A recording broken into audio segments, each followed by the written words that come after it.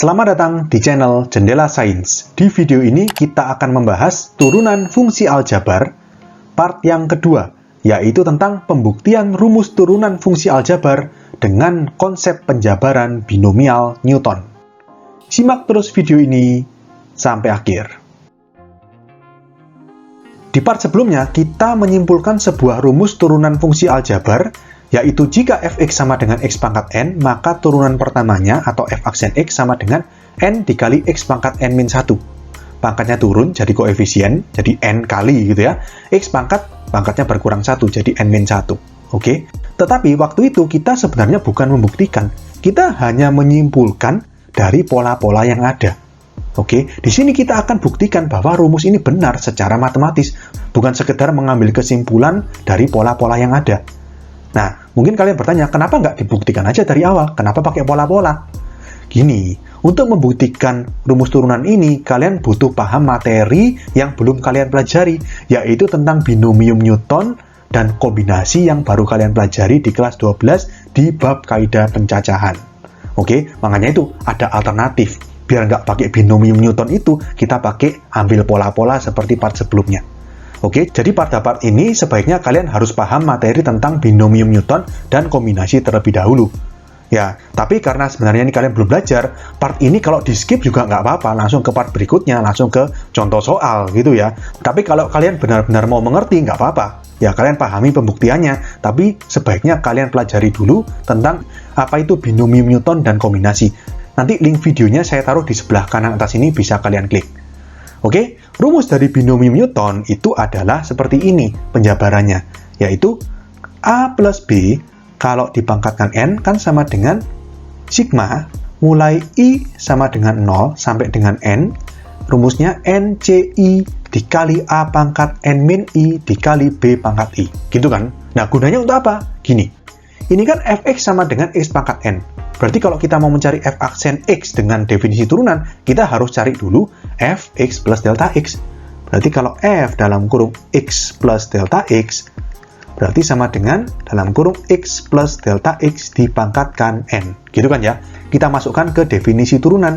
Berarti f aksen x sama dengan limit delta x mendekati 0, f dalam kurung x plus delta x itu x plus delta x dipangkatkan n, dikurangi fx-nya x pangkat n, gitu ya, per delta x.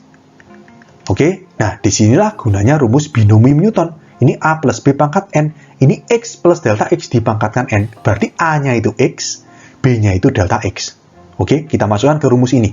Berarti ini sama dengan limit delta x mendekati 0, berarti ini sigma ya, sigma mulai I sama dengan 0 sampai dengan N, berarti NCI dikali A-nya itu X, berarti X pangkat N min I, dikali B-nya itu delta X pangkat I, dikurangi X pangkat N, per delta X. Oke, berarti sama dengan limit delta X mendekati 0. Nah, ini kita jabarkan. Kita mulai I-nya 0. Kalau I-nya 0 gimana? Berarti kan ini NC0, berarti kan X pangkat N min 0 ya N, dikali delta X dipangkatkan 0 berarti. Plus, suku berikutnya berarti I sama dengan 1. NC1 dikali X pangkat N min 1 dikali delta X pangkat 1, ya delta X. Plus, berikutnya NC2, I-nya 2 sekarang kan, berarti NC2 kali X pangkat N min I, I-nya 2, dikali delta X pangkat I-nya 2, berarti delta X kuadrat. Dan seterusnya. Gitu kan? Gitu terus. Sampai suku yang terakhir yaitu I-nya sama dengan N. Berarti NC, I-nya N. NCN berarti.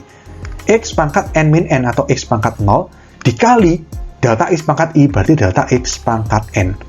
Ini baru penjabaran.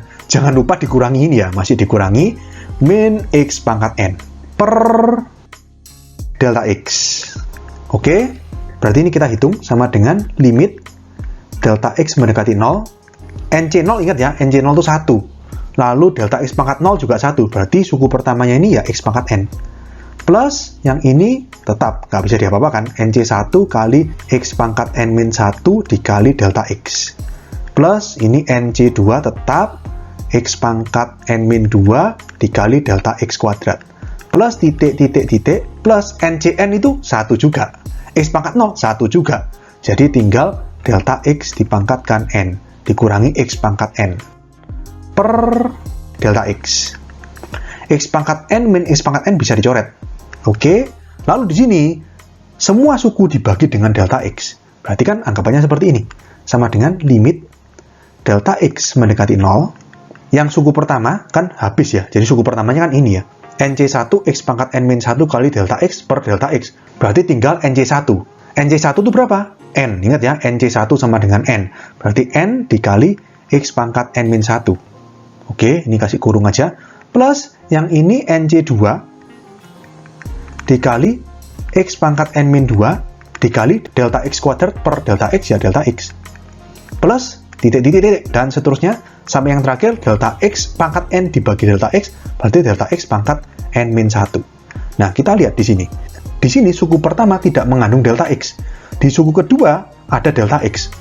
Suku ketiga, coba kalian bayangkan, pasti ada delta X kuadrat. Delta X kan pangkatnya naik terus ini. Sampai yang terakhir delta X pangkat N min 1. Kalau delta X dimasukkan 0, maka mulai dari suku kedua sampai suku terakhir, itu pasti 0 semuanya.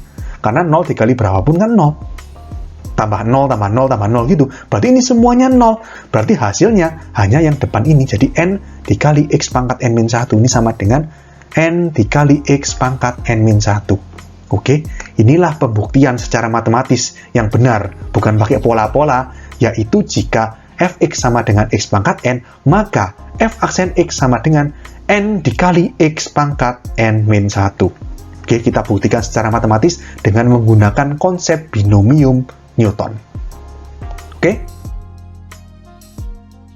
Oke, sekian untuk video kali ini. Untuk melihat playlist lengkap dari bab ini, bisa kalian klik thumbnail yang ada di sebelah kanan atas ini.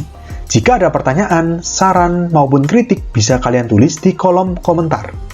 Semoga bermanfaat dan sampai jumpa di video selanjutnya.